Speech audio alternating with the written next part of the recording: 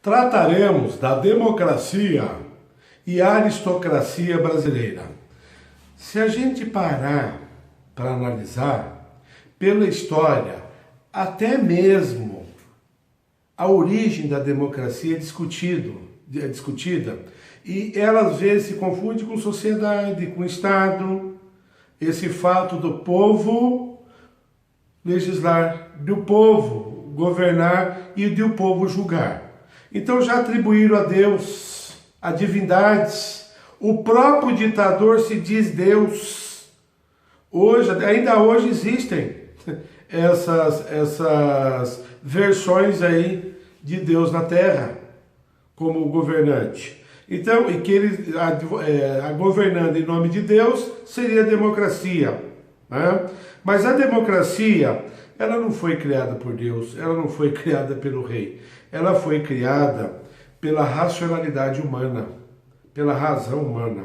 A razão humana que criou a democracia. E é claro que é um sinônimo de evolução, porque na Grécia, onde começou a democracia, na verdade a gente tinha lá uma aristocracia. Quem participava das eleições, quem podia ser eleito, havia uma restrição aí. Que há no Brasil também. Quem é que pode ser juiz? Quem é que pode frequentar as universidades? Em graduação, em pós-graduação, mestrado, doutorado, pós-doutorado. Quem que pode fazer isso daí? Aonde estão as origens desses professores? Aonde estão as origens dos membros que frequentam os tribunais, que ocupam as vagas dos tribunais estaduais, os tribunais federais regionais e os tribunais federais, as cortes nacionais ou federais? Quem é que ocupa essa corte? Então, há uma aristocracia. E no legislativo, quem que ocupa? Então, há uma proximidade com a aristocracia aí, não. É a aristocracia personificada. Então, há uma aristocracia personificada. A filosofia discute muito, busca classificar essa posição aristocrática dos estados. E a gente não pode cruzar os braços para isso daí. A gente precisa de comentar e tentar melhorar isso daí, essa situação aberrante que a gente vive no Brasil. A Revolução Francesa, então, cercada de ideais entre a Idade Média e a Baixa Idade Média e a Idade Moderna. A Revolução Francesa, ela aconteceu em 1789, com a Liberté, Égalité e Fraternité. Só o que aconteceu? Logo depois veio uma ditadura do Napoleão Bonaparte. Então lá não se consolidou a democracia. E nós aqui, nós temos os ideais democráticos, mas vivemos como uma aristocracia, ou oligarquia, certo? O governo, o legislativo e o judiciário vive em prol desse grupo menor, que acabaram tomando esses poderes e dominam. Essas ideias de democracia, quando estiveram lá no Reino Unido, elas surgiram primeiramente no agrupamento militar. O John Leyburn, esse líder político, defendia ideais democráticos e ele fez até um movimento lá, o movimento dos igualitários, mas as aspirações eram relacionadas ao exército. Logo depois, no ano seguinte, em 1647, nós tivemos o coronel Thomas Heyburn. Então, esse coronel, ele também criou uma tese de democracia, uma tese democrática. 1776, nós tivemos a independência dos Estados Unidos, que é o parâmetro correto de democracia que a gente deve seguir hoje. Os nossos políticos, os nossos juízes, os nossos legisladores, eles tentam justificar, ora, dizendo que a Constituição é a melhor do mundo. Melhor para quem? A Constituição é melhor para quem? O ministro sobe lá, constitucionalista, ele rasga a Constituição. Ele rasga a Constituição e faz o quê? Cria inquérito, cria volume, cria isso. O outro, que é menos favorecido intelectualmente, consegue dominar um constitucionalista que a gente pensava que era de de calibre. Então, essas ideologias aí, essas relações, elas acabam sendo perigosas, não é? Então, a Revolução Francesa, ela, na verdade, com seus ideais, ela acabou dominando o mundo, mas ela mesma se tornou uma ditadura, a França. Tá? Então, a Constituição, ministro, entra ministro, sai ministro, quem está no poder sempre fala que é a melhor Constituição do mundo, porque a Constituição que trouxe improbidade administrativa, a Constituição, nós estamos aí com o Ministério Público que não atua. O Ministério Público Estadual precisa de atuar nas prefeituras, porque se ele atuasse na prefeitura do jeito que ele recebe lá as comunicações de práticas criminosas e começa a perseguir determinados políticos, se ele pegasse o volume que está guardado lá no porão deles e tomasse providências, a gente teria os municípios muito melhores. Porque a dificuldade de o Ministério Público organizar essas provas e colocar em prática com o judiciário moroso que nós temos, porque o judiciário continua moroso, essa afinidade, essa melhoria, esse fantastiquismo apregoado em torno da Constituição, continua morosa a justiça, o Ministério Público não atua, o Ministério Público gosta de algo que dê notoriedade para eles, para subir para um órgão especial, para se destacar. E aqueles inquéritos, aquelas ações civis públicas que estão lá, deveria colocar muita gente na cadeia, políticos municipais. Cadê a atuação do Ministério Público? Está lá um monte de processo, tudo acumulado e não se faz nada. O Ministério Público tem atuação também no meio ambiente, algumas vezes fica devendo. Certo? Então, a cobrança, o Ministério Público é um órgão fiscalizatório, um órgão de fiscalização. Ele não faz parte do poder. É um órgão independente. Só que nós temos casos e casos em que não há o quê? Se uma pessoa vai lá reclamar, ele já instaura um PIC, já instaura o inquérito civil ou mesmo ação civil pública. E quando deveria ser chamado, ou naqueles processos que já existem, que já chamaram eles, os processos acabam estacionados, eles não evoluem, acabam virando show pirotécnico as atuações deles, diante de membros da Guarda Municipal, membros do funcionários públicos, tomando corpo aquilo ali, condenando eles, e na verdade os dirigentes do Executivo não são punidos. Falta punição. As pessoas sobem como prefeito com 10 processos. Como que pode isso acontecer? Não poderia. Teria só tocar esses processos.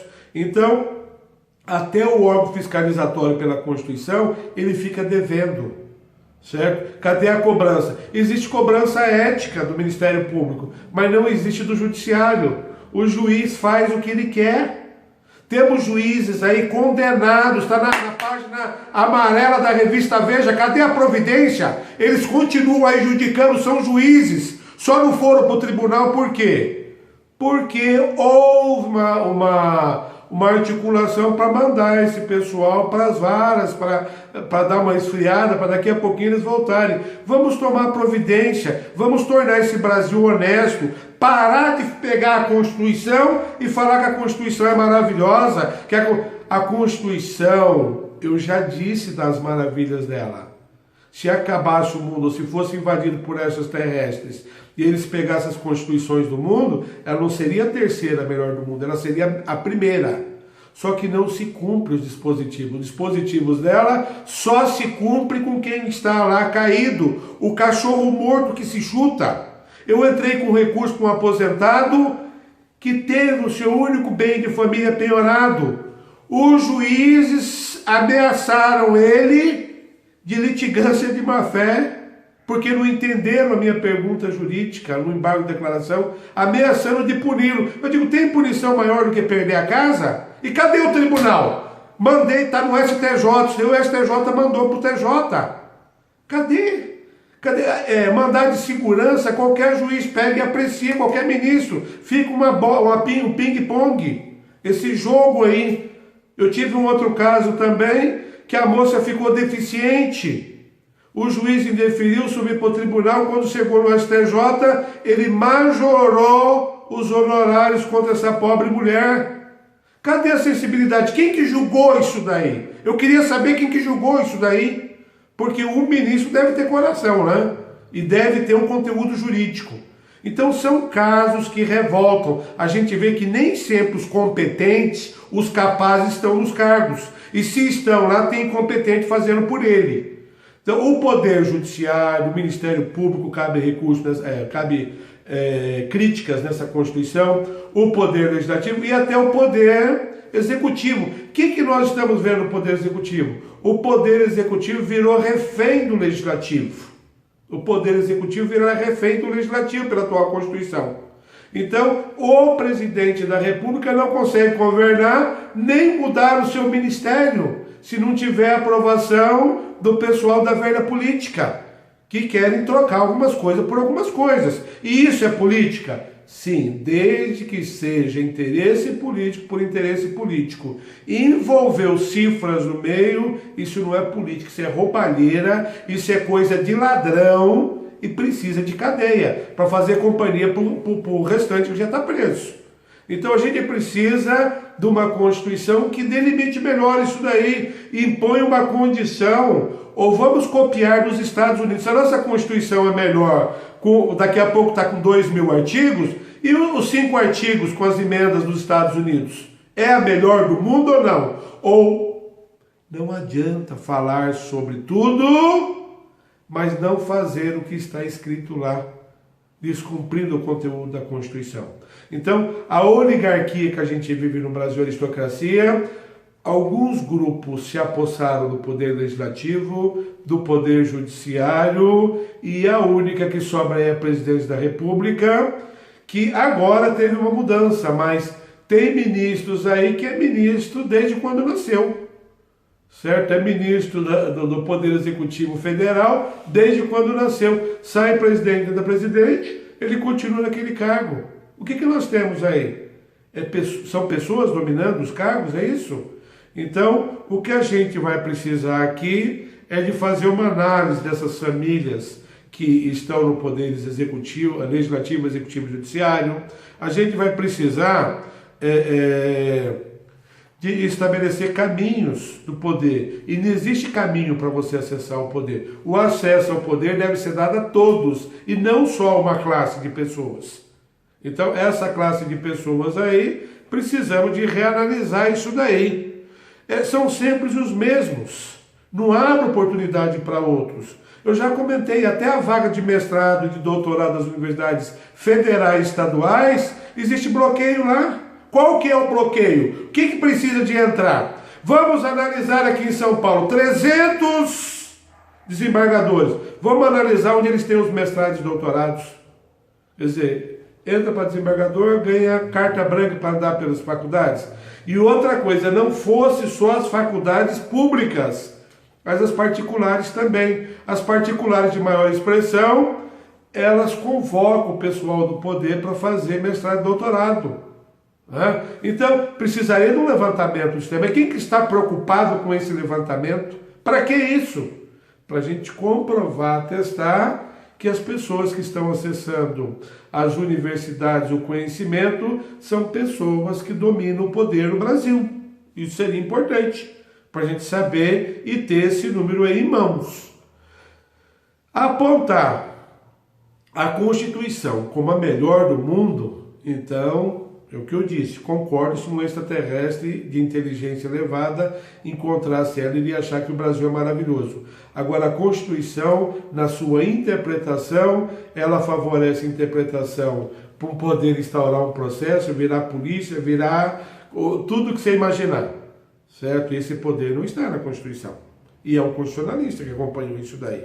Então, as interpretações absurdas da Constituição favorecem os poderes, os exercentes do poder. Isso não poderia ser assim. Isso não poderia ser assim. Então,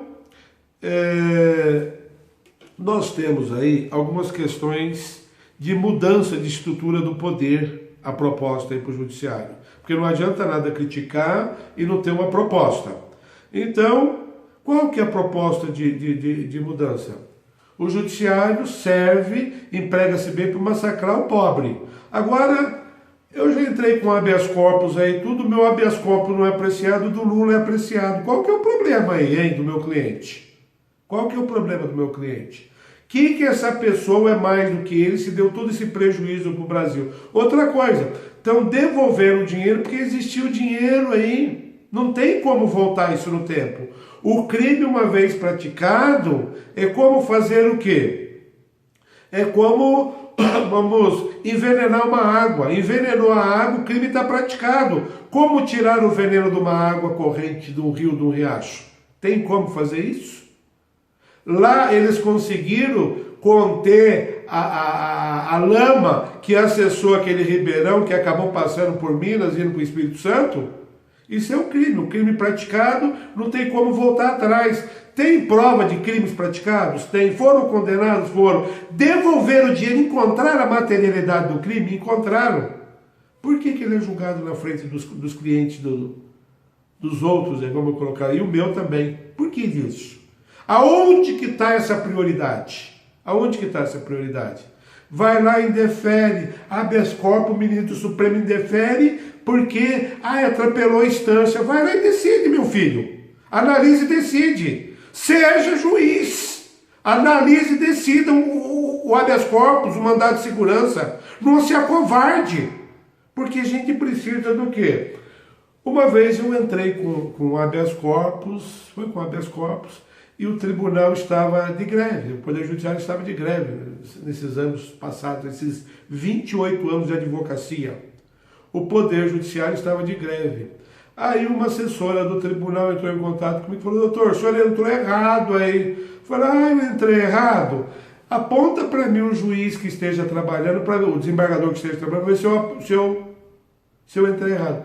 Eu não guardei essa decisão. Foi a única vez que eu vi publicar uma decisão contrária e logo em seguida aparecer a decisão revogando a prisão no habeas corpus. Ele reconsiderou o desembargador, que ele estava trabalhando de plantão, o tribunal não estava funcionando.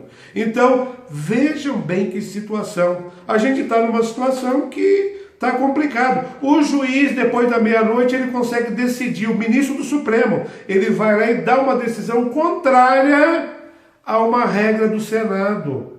Olha, ministro trabalhando depois da meia-noite? Nossa! E cadê os meus? Então, os meus recursos não são apreciados, os recursos de outros advogados não são apreciados. E aí entrou lá, já dirige, porque é mais importante? Porque é partidário? Não é? Nós temos, então, um poder legislativo fraco em termos de legisladores. Os parlamentares brasileiros são fracos.